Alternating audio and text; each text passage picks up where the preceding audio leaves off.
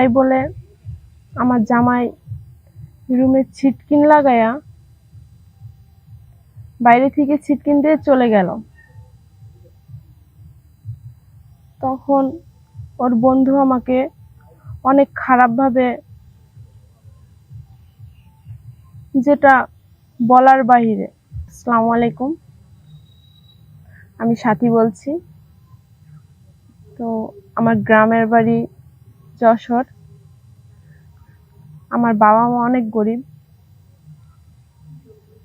আমার বাবা মা আমাকে অনেক কষ্ট করে পড়ালেখা করাইছে।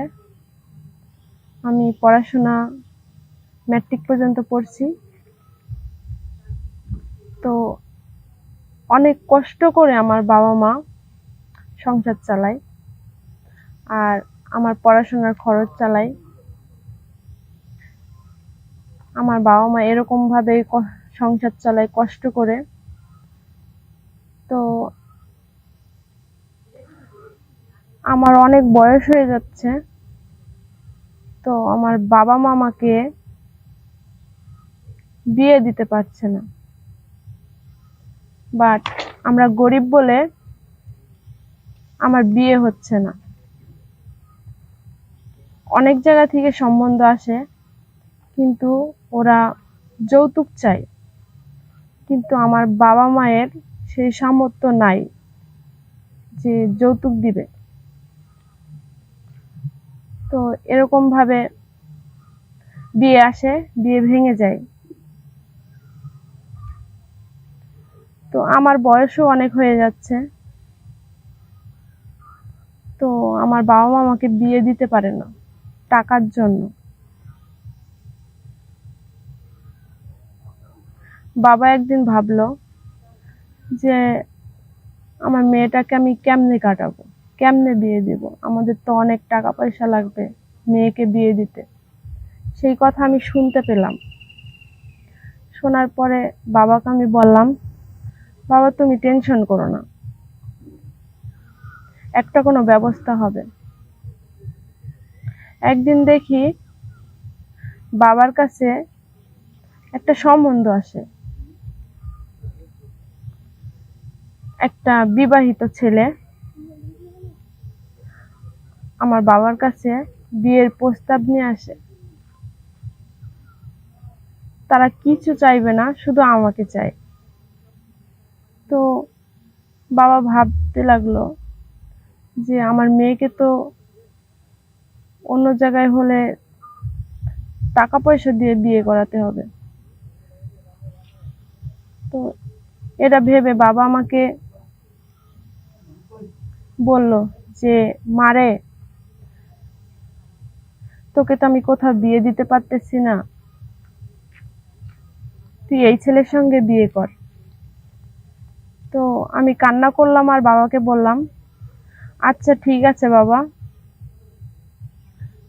তোমার যা ভালো মনে হয় তাই করো। বাবা আমাকে তারপরে ওই ছেলের সঙ্গে আমার বিয়ে দিয়ে দিল। তো আমি খুব সুন্দর করে সংসারটা সাজাচ্ছিলাম। আমার জামাই একদিন দেখি ওর বন্ধুকে নিয়ে আসলো। জামাই অসুস্থ, কোনো কাজ কাম করতে পারে না। তো এখানে আমাদের অনেক অভাবী সংসার,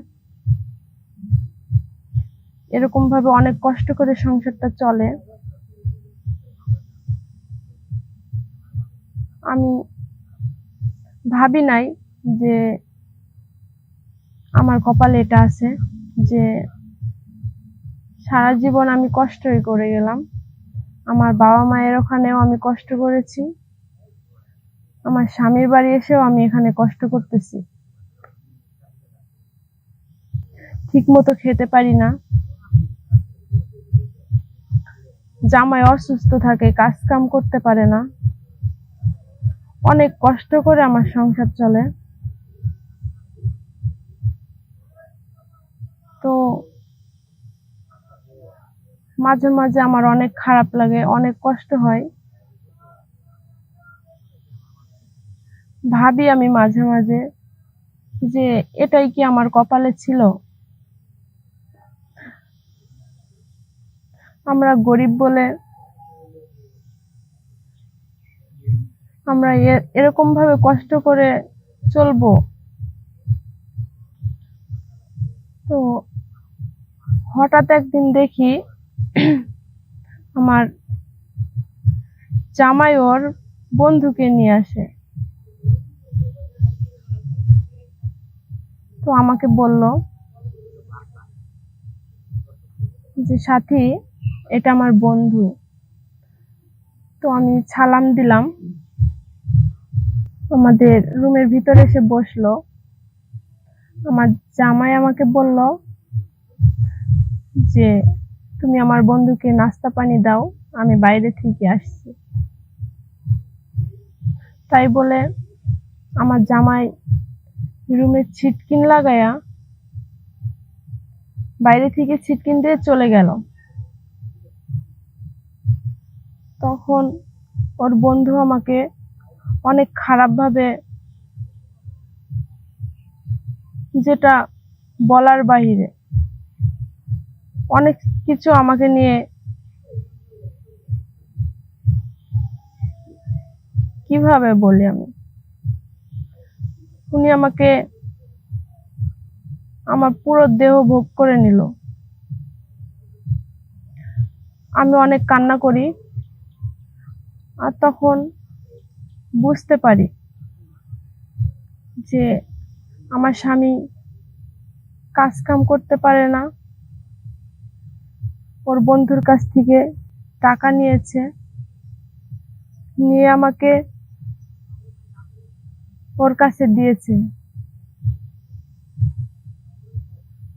তো এরকম ভাবে আমার স্বামী মাঝে মাঝে বাসায় এরকম লোকজন নিয়ে আসে, ওনাদের কাছ থেকে টাকা পয়সা নেয়,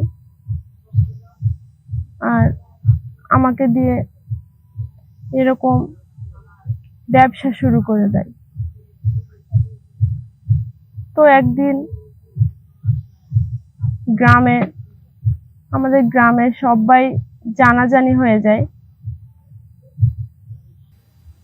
তারপরে আমরা আর গ্রামে থাকতে পারি না।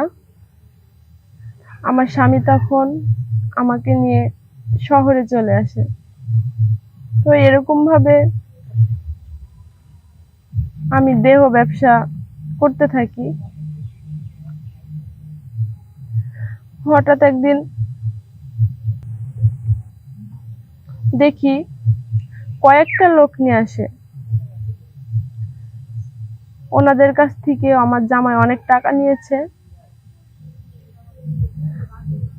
নিয়ে আমাকে সবাই ইউজ করলো।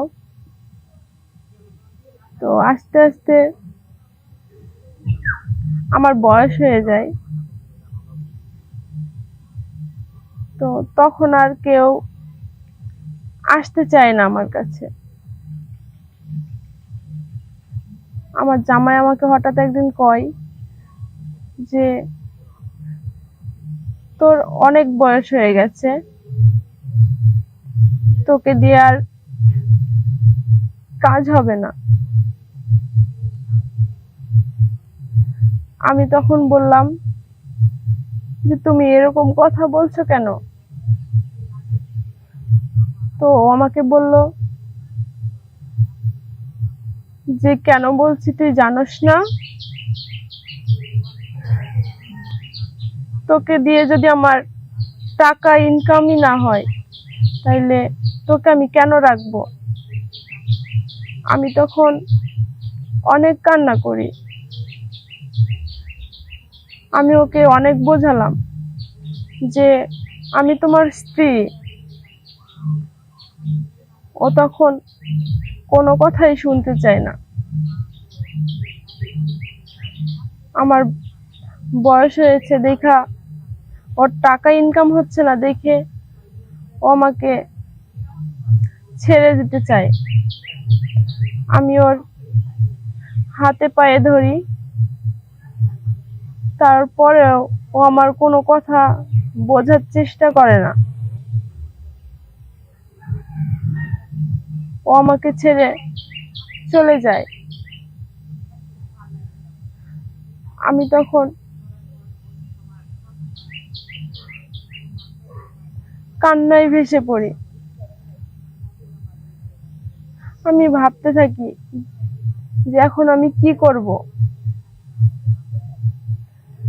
আমি না পাচ্ছি আমার বাবা মায়ের কাছে যেতে, না পাচ্ছি আমি আমার স্বামীকে, ও আমাকে ছেড়ে চলে যায়। তো এই হলো আমার জীবনের কাহিনী।